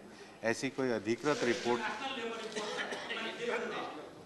माननीय सभापति महोदय, अभी भी मेरा संशय बरकरार है, क्योंकि इस प्रकार का कोई इंटरनेशनल सर्वे ईएसआईसी का हुआ हो मंत्रालय के ध्यान में नहीं है। The honorable minister will invite the honorable member for a cup of tea and deal with the issue. लेकिन मैं ये बताना चाहता हूँ, अभी पिछले ही दिनों अंतर्राष्ट्रीय स्तर पर सोशल सिक्योरिटी का मार्केश में, जो मोरक्को में एक जगह है, वहाँ पर बड़ा सम्मेलन हुआ था और भारत की ईएसआईसी योजना को दुनिया की सबसे अच्छी योजनाओं में से गिना गया। उसका कारण यह है कि हमारे 3 करोड़ 10 लाख हमारे आईपीज हैं, 12 करोड़ से ज़्यादा हमारे लाभार्थी हैं। देश के 160 अस्पतालों में और 1502 डिस्पेंसरियों में और 18 मेडिकल कॉलेज में इनका इलाज होता है। लेकिन इस योजना की सबसे बड़ी विशेषता है कि ये श्रमिकों के योगदान से चलती है, लेकिन जो दुनिया में इसकी जो चर्चा है वो इस बात के लिए है कि ये एकमात्र ऐसी स्वास्थ्य योजना है जिसमें अपर लिमिट कुछ नहीं है। एक श्रमिक जो न्यूनतम अपना अंशदान करता है, इलाज पे उसकी अधिकतम जो कुछ भी खर्चा होता है उस पर कोई सीमा नहीं है। मैं माननीय सदस्य को ये बताना चाहूँगा कि ईएसआईसी के अस्पतालों में अब हम अधिक से अधिक सुविधा दे रहे हैं। जैसे हमने फरीदाबाद के मेडिकल कॉलेज में कैथ लैब की भी सुविधा दी है। ईएसआईसी का एक जो डेंटल मेडिकल कॉलेज है वो नंबर 2 पे भारत में एक्रीडेशन में है, और इसमें हम मेडिकल शिक्षा के साथ साथ जो हमारे मजदूरों के बच्चे हैं उनके लिए भी हम आरक्षण की व्यवस्था रखते हैं और एक सम्मान पूर्वक हम स्वास्थ्य योजना मजदूरों के लिए चलाते हैं। मैंने माननीय मंत्री जी से विशेष अनुरोध किया कि हमारे प्रतिभाशाली सांसद इनके साथ चाय पर चर्चा करें, क्योंकि मेरा व्यक्तिगत अनुभव है 10 साल से ज्यादा का कि मंत्री जी किसी भी परिस्थिति में हो, चाय पर जब चर्चा करते हैं बड़ी सार्थक होती है। Shri Ramnath Thakur, leader of the house. Sir, I don't know whether माननीय सदस्य को कोई चाय पे चर्चा पे आपत्ति ना हो, वो भी सदस्य का व्यू ले लिया जाए। आपकी बात से सहमत हूं, चाय पे चर्चा नहीं होगी, चाय के बाद चर्चा होगी। I offer myself every day चर्चा between 10 and 11, और उस पर पेय पदार्थ क्या होगा within permissible limits is left to the discretion of the honorable members. Shri Ramnath Thakur.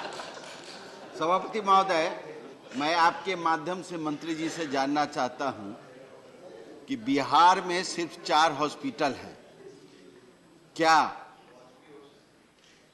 Samastipur, Begusarai, Muzaffarpur, Darbhanga, Madhubani, Madhepura, Supaul में एक और अस्पताल खोलने का कृपा करेंगे और कब तक करेंगे, यह भी सभापति महोदय आपके माध्यम से मंत्री जी से जानना चाहते हैं। माननीय मंत्री।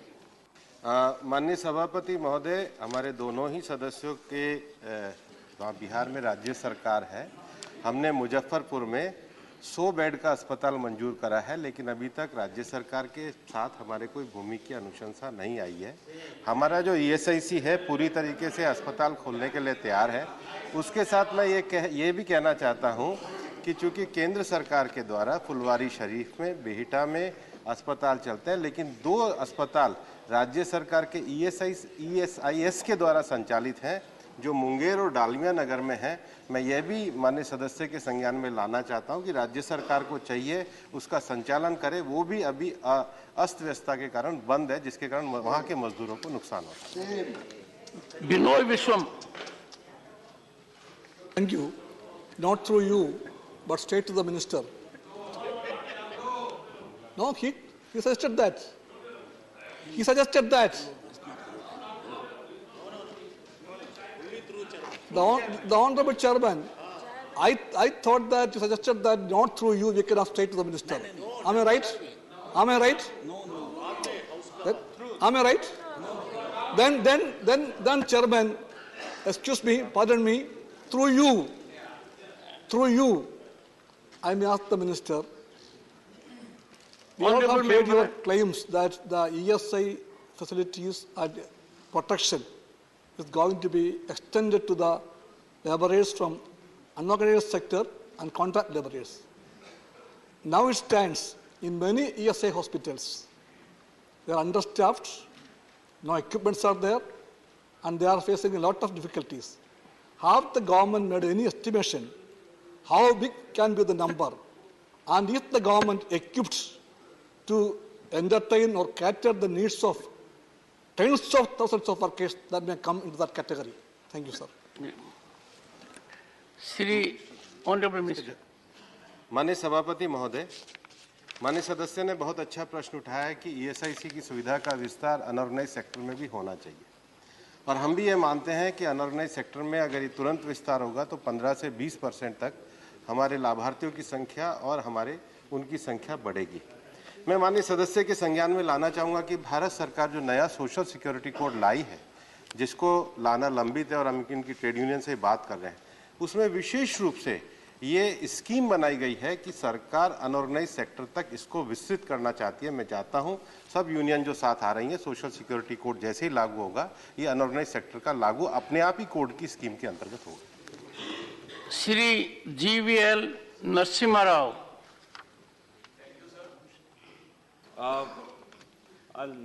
First of all, I'd like to compliment the Honorable Minister and the government for sanctioning a number of new ESI hospitals in the country. But my question relates to the delay in the construction of several sanctioned hospitals. In the state of Andhra Pradesh, sir, 7 new hospitals have been sanctioned. In 4 of them, state government has not even handed over the land. So I would like to know, Honorable, from the Minister, what steps can be taken to expedite. And in Visakhapatnam, the land has been awarded and 384 crores has been sanctioned also by the ESI Corporation on 1st February 2022. So I would like to draw Honorable Minister's attention to kindly expedite this construction of hospital in Visakhapatnam, because this will benefit nearly 4 lakh ESI beneficiaries. Thank you, sir. Honorable Minister. माननीय सभापति महोदय, पिछले दिनों ही ESIC corporation की board की बैठक पिछले सप्ताह में हुई है।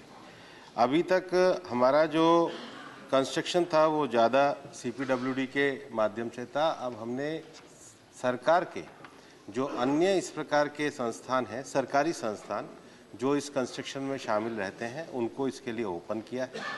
दूसरा, हमने जो हमारे 76 अस्पताल अभी निर्माणाधीन अवस्था में चल रहे हैं, उसके लिए एक डैशबोर्ड बना करके एक समय सीमा का भी हमने निर्धारण हमारे हेडक्वार्टर के द्वारा किया है।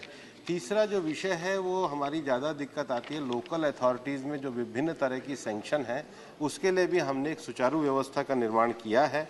और चौथा, हमने अब एक प्रस्ताव अपने कॉरपोरेशन में पास किया है कि एक समान स्ट्रक्चर को हम एक निश्चित तरीके से लगा के, ताकि जो कंस्ट्रक्शन की अवधि 4 से 5 साल है उसको हम कैसे घटा करके 2 साल में करें, इसके लिए हमने कुछ निर्णय लिए हैं, जिसको मैं माननीय सदस्य के भी संज्ञान में तुरंत भेज दूंगा। Question number 21, Shri Ghanshyam Tiwari. प्रश्न संख्या 21। Honourable minister. उत्तर सभा पटल पर रखा है माननीय। सप्लीमेंट्री 1। माननीय सभापति महोदय, मेरे प्रश्न के 2 भाग थे।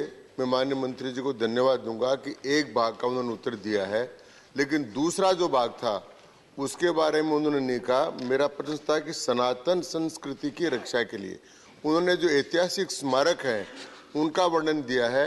मेरा सनातन संस्कृति के स्मारकों से मतलब है जिस प्रकार से अभी महाकाल के मंदिर का इतना बड़ा काम हुआ, प्रधानमंत्री जी त्रिपुंड लगाकर वहां पर गए, जिस प्रकार से काशी विश्वनाथ का हुआ, जिस प्रकार से केदारनाथ का हुआ, जिस प्रकार से बैद्यनाथ धाम का हुआ, उसी प्रकार से प्रधानमंत्री जी ने घोषणा की थी कि सब 12 जो 12 ज्योतिर्लिंग है उनका और अन्य सारी चीजों का उनके उत्थान के लिए भारत सरकार की कोई योजना है, तो उस योजना के बारे में मेरा प्रश्न था और मैं माननीय मंत्री महोदय से चाहूंगा कि उस प्रश्न का वो जवाब दें। Honourable minister. माननीय अध्यक्ष महोदय जी, इसका उत्तर तो इनके प्रश्न में ही आ गया है कि वो स्वदेश योजना और कई योजनाएं हैं जिसके माध्यम से ये कार्यक्रम चल रहा है और उसमें राज्य सरकारों की जिस प्रकार की मांग होती है और वहाँ पर आने वाले यात्रियों का भाव रहता है, तो वो हम कर ही रहे हैं। तो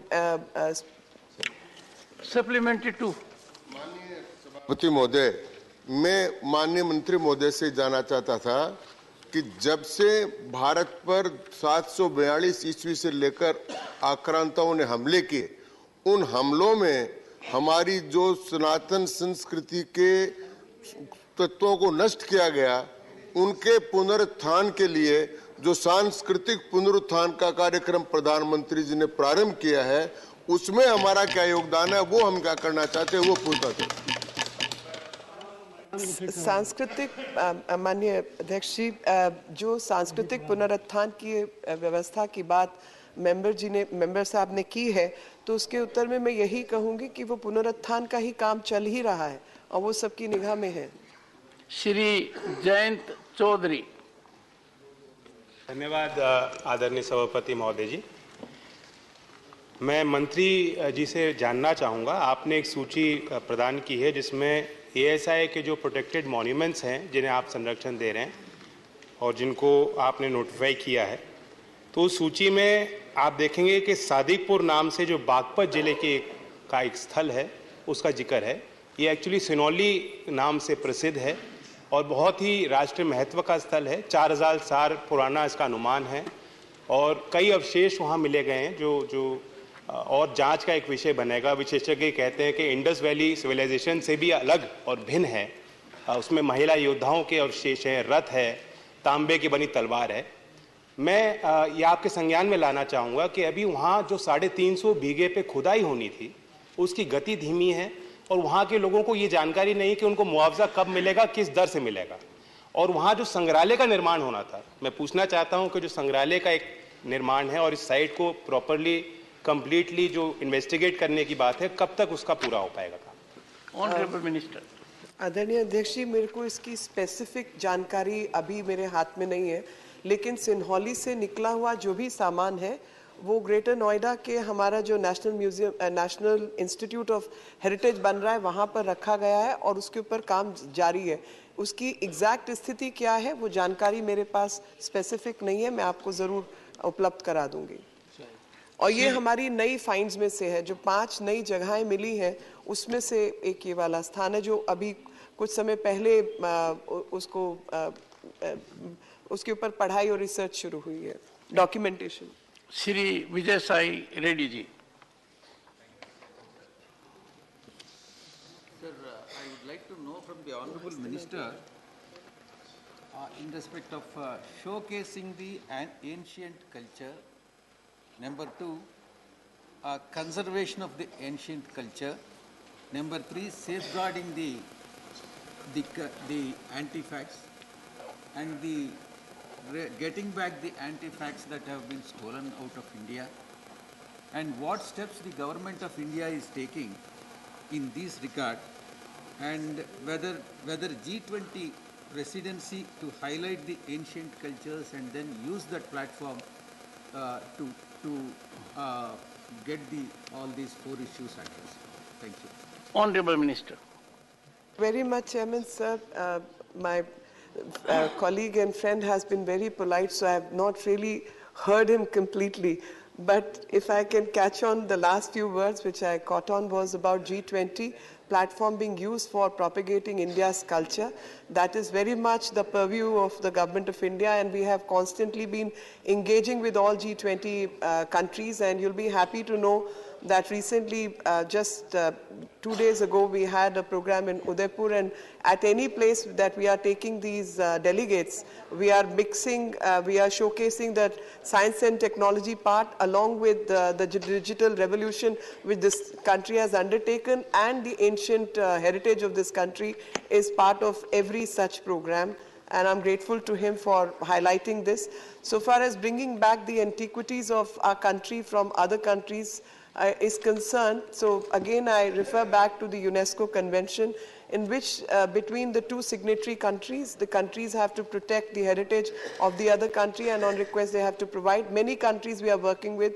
Recently, the minister Foreign Affairs Minister from Scotland was in the country, and we have discussed with them also. We are working on that project. All the ministers who are visiting, or we are visiting them, we are making those requests constantly, and a whole lot of things are in process and in pipeline, and as and when this happens, we ensure that these artifacts go back to their place of origin. But there are several difficulties, because in the past we did not have proper documentation, and we did not even have theft being reported. So there are difficulties in these aspects. So at times it depends on the member states' discretion that they wish to return or not, because we are unable to prove the theft part of it. I can add from my side, G20 is going to be a very important occasion. During my 2 visits abroad, I found in the people an air of expectation. They expect, and rightly so, that in the land of culture and civilization, the event will be unique, an occasion for them to feast on our cultural wealth. And that is both a challenge and opportunity to us. Input to me is that everyone is concerned to make available and showcase India in the most authentic fashion. I call upon all the members to give their own inputs also to the chair, and I will act as a platform to catalyze that their constructive ideas, imaginative inputs are also put into practice. This may be done within fortnight, and I will pass on to the leader of the House, who will bring about convergence of various departments to consider your inputs, so that the world comes to know our cultural power, our cultural wealth, and what India has offered to the world. Shri Tiruchi Siva. Please, Leader of the House. The other day mentioned that this G20 is not of the ruling party or of the government. It is for the whole nation. And therefore, this is a very good initiative, which will have members participating in this very important program. I compliment you on this initiative. Let me respond to the honorable member. Leader of the House and Leader of the Opposition, to the extent I am concerned, have a very special position. As also the benefit we have in the House of 2 former Prime Ministers. Believe in the chair is not partisan, the chair is national. And what I have indicated is what I have felt. So we all must rise to a level on certain issues where partisan prism is totally not taken sight of. Let me give an illustration. If on an issue, Honorable former Prime Minister S.D. Devagowda would like to speak, that will be an input to the entire nation. I would first look at him, his vision, and then the rule book. Same when my very dear friend Jairam Ramesh, on an issue of which he has great depth of knowledge, would like to intervene, as he will be doing in the afternoon today. One second. And if it is question hour or any hour, every moment, I have no doubt about it, having been a serious student of parliamentary practice at global level, May's parliamentary practice, Colin Sakdar, and the views that have been taken in both the houses, the chairman is the ultimate custodian and protector. Tiruchi Shiva. Thank you, Chairman, sir. Sir, in the state of Tamil Nadu, in Tanjavur district, there is a Kallanai, a dam, which was built in the 1st century by the Chola king Karihalan. Sir, it has withstood the onslaught of time for 2000 years and is considered to be one of the first ever water reservoirs constructed in the world. Greek and Rome people have come here to witness that. So it serves to it caters to the needs of the Delta region, and I would request the minister, would the minister consider of exploring the possibilities of declaring that reservoir as a World Heritage Site, considering its age of 2000 years? Honorable Minister. Minister cannot do it. Thank you very much, Chairman, sir. The members' remarks are appreciated. Only if the state government writes to us, we can work on this project. Question number 22. Sir, may I just mention one more line? Go ahead. That maybe if the reservoir is in working condition, and we could also bring it under Amrit Sarovar. That is also a possibility. But only if we get some documentation from the state, it'll benefit the whole country. Honorable Finance Minister. Correct, subject to correction. It was in one of our announcements of the government that this being such an ancient dam, for its preservation and maintenance, we will give an allowance. We've announced that Kallanai will get that kind of it's a different issue altogether, announcing it as a World Heritage. That's a different issue. But the attention given to a very ancient water reservoir named Kallanai, who has been done under the leadership of the Prime Minister, Narendra Modi ji, 2000 years. If I remember correct, if at all a mention of Kallanai and money for it has been announced, it has been under our Prime Minister's leadership. I would like to bring through you this House to recognize that fact. Thank you, sir. Question number 22, Shri Dhananjay Bhimrao Mahadik. Honorable Minister. सदन पर रख दिया गया है. Supplementary one. Thank you, Honorable Chairman, sir. The 4 pilgrimage sites on the Char Dham Yatra are located in the Uttarakhand at high altitudes in the Himalayan region, sir. The circuit consists of Yamunotri and Gangotri in Uttarakashi district, Kedarnath in Rudraprayag and Badrinath in Chamoli. Yatris faces low oxygen level, low air pressure, increased ultraviolet radiation, exposure and low temperature during the yatra. There is an urgent need to increase the health infrastructure near these shrines so that all kind of medical facilities may be provided to the yatris. I would like to know through you, sir, whether the ministry will approach health ministry to create health infrastructure near these shrines so that not only yatris but also local people can get medical care and treatment, sir. Thank you. Honorable Minister. पानीवार जब भी चारधाम यात्रा प्रारंभ होती है तो सारी agency से हमारी बातें होती हैं, एडमिनिस्ट्रेशन पूरी तरह से इन्वॉल्व रहता है, जगह जगह पर हमारे मेडिकल कैंप लगते हैं, हम हर स्पेशलिस्ट को वहाँ पर भेजते हैं और इसलिए कहीं पर भी कोई ऐसी दुविधा नहीं है कि कहीं पर कोई हमारी व्यवस्था नहीं होती है। व्यवस्था हमेशा चुस्त और दुरुस्त रहती है। Supplementary to. Sir, there are 4 ways of reaching Yamunotri and Kedarnath. The young and hardy can climb the hill. Who can afford it, take a palki or doli. The third form of traveling is on Kandi. The yatris sit on the basket and the man climbs the hill with it on his back. Needless to say, it is a cruel, sir.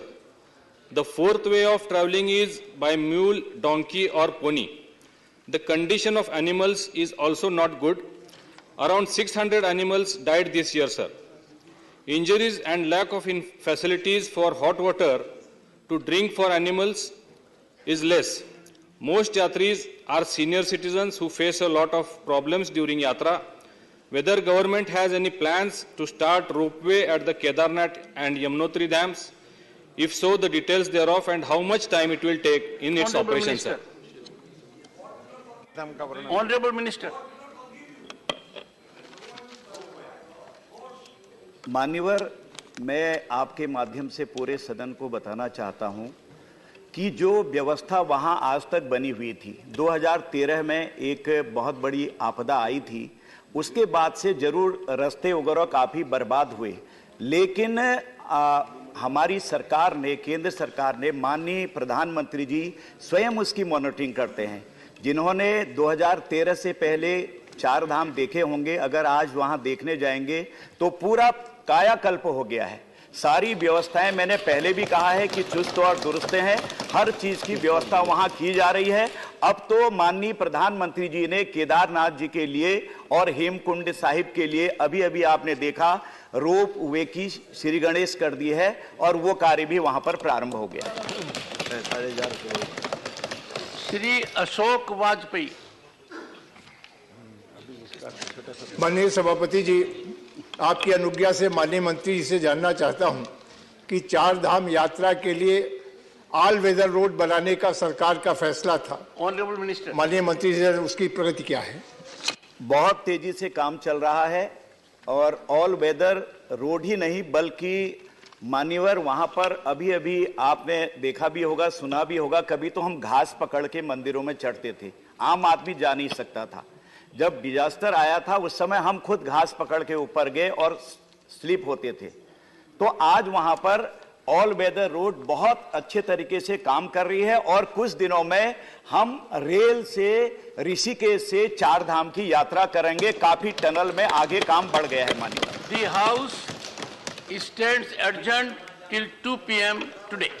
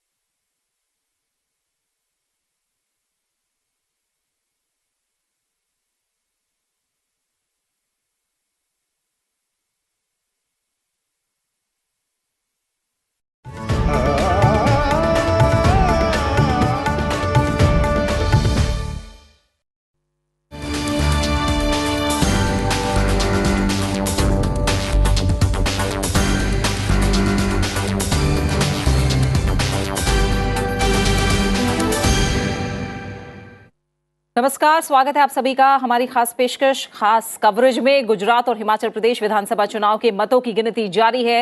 Himachal Pradesh में 68 और गुजरात में 182 विधानसभा सीटें हैं। मतों की गिनती का काम सुबह 8 बजे से लगातार जारी है और जो रुझान लगातार चुनाव आयोग की तरफ से सामने आ रहे हैं उससे तस्वीर दोनों ही राज्यों में बहुत साफ अब दिख रही है। गुजरात में बीजेपी 27 साल से सत्ता में है, लेकिन ऐसा कमाल पहले कभी नहीं हुआ जैसा अब दिख रहा है। तमाम जो रिकॉर्ड है गुजरात को लेकर वो टूटते दिखाई दे रहे हैं। दरअसल इस बार बीजेपी रिकॉर्ड जीत के साथ सरकार बनाती नजर आ रही है। जो रुझान हमें दिख रहे हैं उसमें रिकॉर्ड तोड़ बहुमत की ओर गुजरात में बीजेपी जाती दिख रही है और बीजेपी के खाते में 154 के आसपास सीटें जाती दिख रही हैं। जो 2002 में भी नहीं हुआ वो 2022 में अब होता दिख रहा है। 2002 चुनाव में बीजेपी ने गुजरात में 127 सीटों पर जीत हासिल की थी, लेकिन इस बार के रुझानों में यह आंकड़ा 150 के ऊपर पहुंचता दिख रहा है और 7वीं बार सरकार बनाने की ओर अग्रसर बीजेपी दिखाई दे रही है। वहीं हिमाचल प्रदेश में कांग्रेस ने बढ़त बनाई हुई है और हम देखें तो गुजरात में जीत के सभी रिकॉर्ड तोड़ने के लिए बीजेपी तैयार है। कांग्रेस को गुजरात में 19 सीटों पर बढ़त मिलती दिखाई दे रही है। वहीं आम आदमी पार्टी के पास 6 सीटें आती दिख रही हैं। अन्य 3 सीटों पर अन्य जो हैं वो आगे चल रहे हैं। हिमाचल प्रदेश में अगर हम तस्वीर देख रहे हैं तो लगातार चला आ रहा रिवाज आगे भी जारी रहता नजर आ रहा है। हिमाचल प्रदेश में कांग्रेस बहुमत के आंकड़े को पार करते हुए 38 सीटों पर आगे चल रही है। बीजेपी 27 सीटों पर आगे चल रही है, जबकि जो निर्दलीय हैं वो 3 सीटों पर आगे बढ़त बनाए हुए दिखाई दे रहे हैं। मतगणना का जो काम है वो लगातार जारी है और आम आदमी पार्टी की अगर बात करें तो राष्ट्रीय दल बनने में आम आदमी पार्टी कारगर हो गई है, कामयाब हो गई है। और गुजरात के ऐतिहासिक नतीजों के बाद दिल्ली बीजेपी मुख्यालय में प्रधानमंत्री नरेंद्र मोदी का संबोधन होगा। शाम 6 बजे दिल्ली में वो बीजेपी मुख्यालय जाएंगे। गृह मंत्री अमित शाह, पार्टी अध्यक्ष जेपी नड्डा भी उनके साथ मौजूद रहेंगे। कई और बड़े